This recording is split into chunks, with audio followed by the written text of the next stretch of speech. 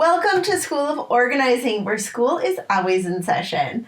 We are about to go through the magic of simplifying. It is probably my favorite and most relaxing way to exist in a house. Now, that sounds so ridiculous, but just hear me out. Do you feel that every time you organize or declutter or just kind of tidy up any area of your home, you just feel calmer once it's done?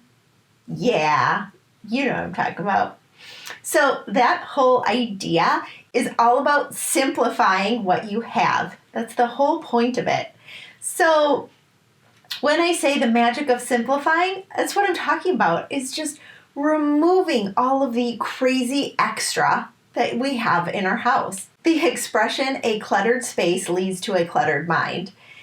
I feel that so much because when there is so much clutter, especially visual clutter, and I will get to all the types of clutter in a second, but visual clutter is all of the stuff you see. When you have so much visual clutter, it's so hard for you to figure out what you're supposed to do in a space, what to look at, what to focus on.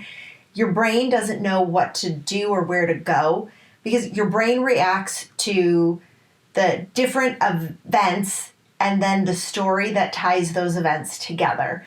So you sitting and in like a messy office space and you're just like overwhelmed with all of the things that you have to do, it's because there's so much your brain doesn't know where to go, look, or process. So visual clutter is a type of clutter, and it's something that we should simplify because that's also like physical clutter. The two do kind of go hand in hand, but sometimes visual clutter can just be, like those spaces that are very maximalist, very, you have wallpaper, you have a different print, the sofa's a different color, and the wall ceiling is another color, and your brain is just overwhelmed. A lot of color can also lead to visual clutter. Same goes for classrooms. If your teacher's classroom, it's so colorful and so pretty, it can be really visually distracting for kids. So if your kid is getting overwhelmed during school, visual clutter might actually be the culprit. And there are easy ways teachers can just kind of remove some of the visual stimulus inside a classroom. So visual clutter is one type of clutter. Physical clutter, we are all familiar with that. I mean, hey, you're at School of Organizing, so of course you're familiar with physical clutter. That's all of the stuff that you don't know what to do with. You aren't sure where it should go or if it's worth saving or you're holding on to it out of guilt.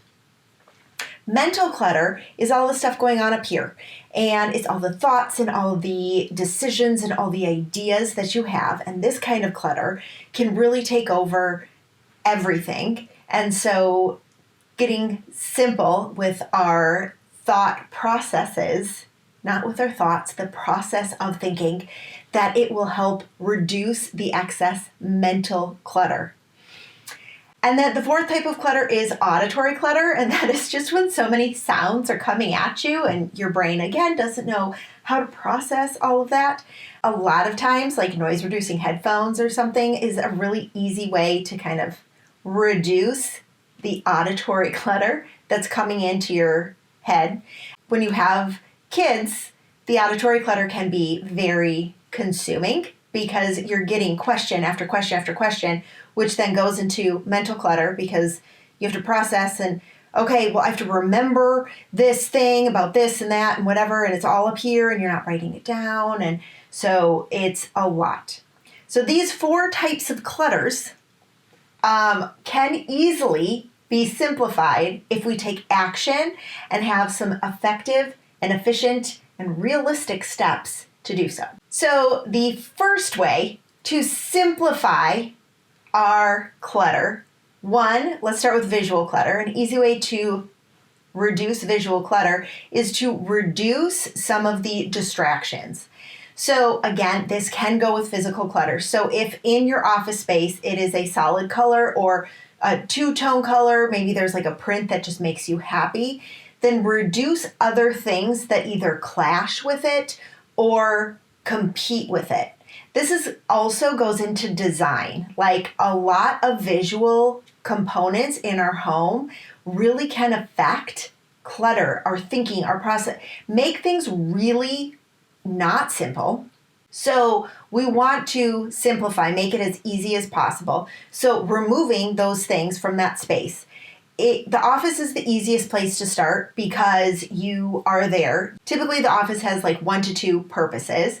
So it's for work and maybe homework, or storing kids' stuff and art supplies, or side hustle business in the computer. So it has a couple of purposes, but those purposes can be condensed, and we can reduce the visual clutter by limiting the things that fight for your attention. So if you have like this gorgeous wallpaper and then this beautiful print on the wall that just don't work together, then they're fighting for your attention and they are creating visual clutter. So pick one or the other, and then find a print or a picture or wallpaper that isn't going to fight with the other thing you want to keep.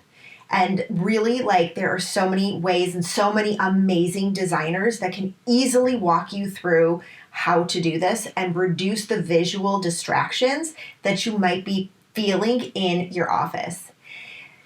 To simplify the clutter, the physical clutter, you are going to want to find all of the things that do not belong in that space and get them out. Just get rid of them, move them out of there, because those physical clutter components are the things that are keeping you distracted and can also lead to visual clutter. So removing them, you are now simplifying your space by removing everything that does not belong in that area. So what do you do with that extra stuff? Well, I have a video for you right up there. One of the simplest ways to reduce mental clutter is to create a habit where you journal or brain dump or voice memo all of the things going on in your brain. Make this a daily practice where you spend 5 minutes just writing everything down, talking everything out, so it doesn't have to live in your brain. You have a designated spot for it to go, and then you can sort through it later, but at that moment, it's out of your head. Once it's written down or talked through, then you can sit and sort through all of the thoughts. And, well, this one doesn't matter. Okay, I got an email about this one. We are going to that event. All of those things to kind of sort through so it's not as overwhelming with all of the things coming at you. And finally, to simplify auditory clutter, I am loving these loop headphones. They're not even headphones. They're loop little noise canceling things that just go in my ear. It helps limit a lot of the auditory noise coming at me so that when somebody speaks to me, that's what I can focus on, and all the outside noise that's also going on, I don't have to try and process all of that.